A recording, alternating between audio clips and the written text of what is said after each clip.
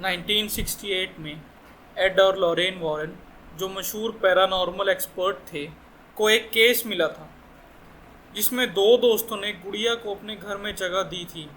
वो मानते थे कि उस गुड़िया में एक छोटी बच्ची की आत्मा है, लेकिन ये सिर्फ एक मासूम बच्ची नहीं थी।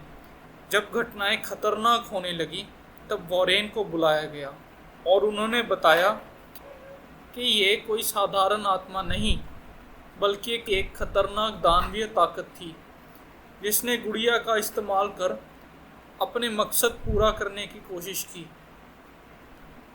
अब हम चलते हैं 1971 यानी कि 1971 में। पेरेन परिवार, जिसमें रोजर, कैरोलिन और उनकी 5 बेटियां शामिल थी, इस पुराने फार्म हाउस में शिफ्ट होते हैं।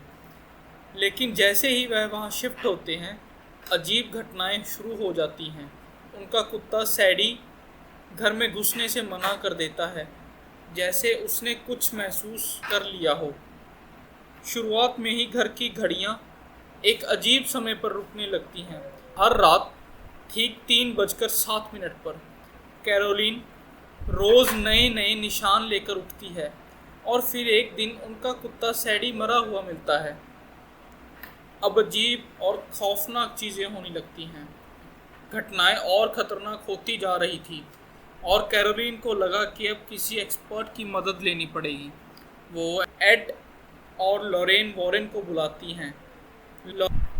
लॉरेन, जो एक क्लेयरवॉयंट है, नहीं, उन्हें आते ही एहसास होता है कि ये घर बस एक भूतिया जगह नहीं, बल्कि इसके पीछे कुछ और गहरा और ख़तरनाक है। एक अंधेरी आत्मा ने इस परिवार पर कब्जा कर लिया था और अब इससे छुटकारा पाना आसान नहीं था। वॉरेन ने पूरे घर में कैमरे और अलार्म्स लगाए ताकि एक अदृश्य ताकत की सच्चाई को सामने लाया जा सके, और तब उन्हें पता चलता है इस घर का एक खौफनाक इतिहास। ये घर एक औरत का था, बादशिबा, जो एक शैतानी उपासक थी। उसने अपने बच्चे की बलि देकर इस घर को श्रापित कर दिया था और लगातार मौत और आत्माएं होती रही थी। धीरे धीरे कैरोलिन के अंदर बादशिबा की आत्मा ने अपना घर बना लिया। वे अजीब हरकतें करने लगी।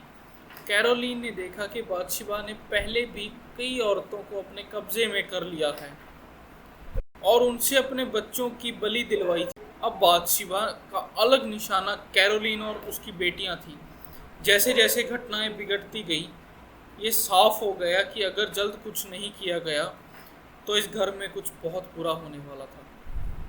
जब हालात काबू से बाहर हो गए तो वॉरेन ने एग्जॉर्सिज्म की तैयारी की।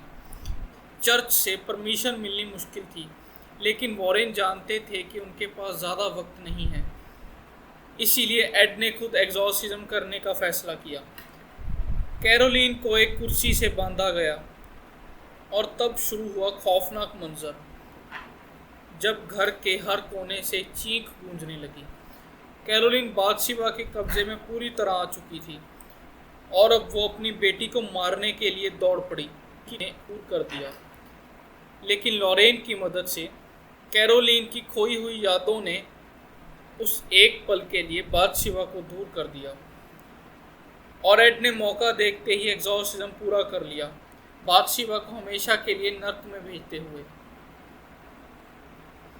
आखिरकार पेरेन परिवार इस डरावनी आत्मा से आज़ाद हो गया, लेकिन एक खौफनाक अनुभव उनकी ज़िंदगी में हमेशा के लिए एक डरावनी याद छोड़ गया।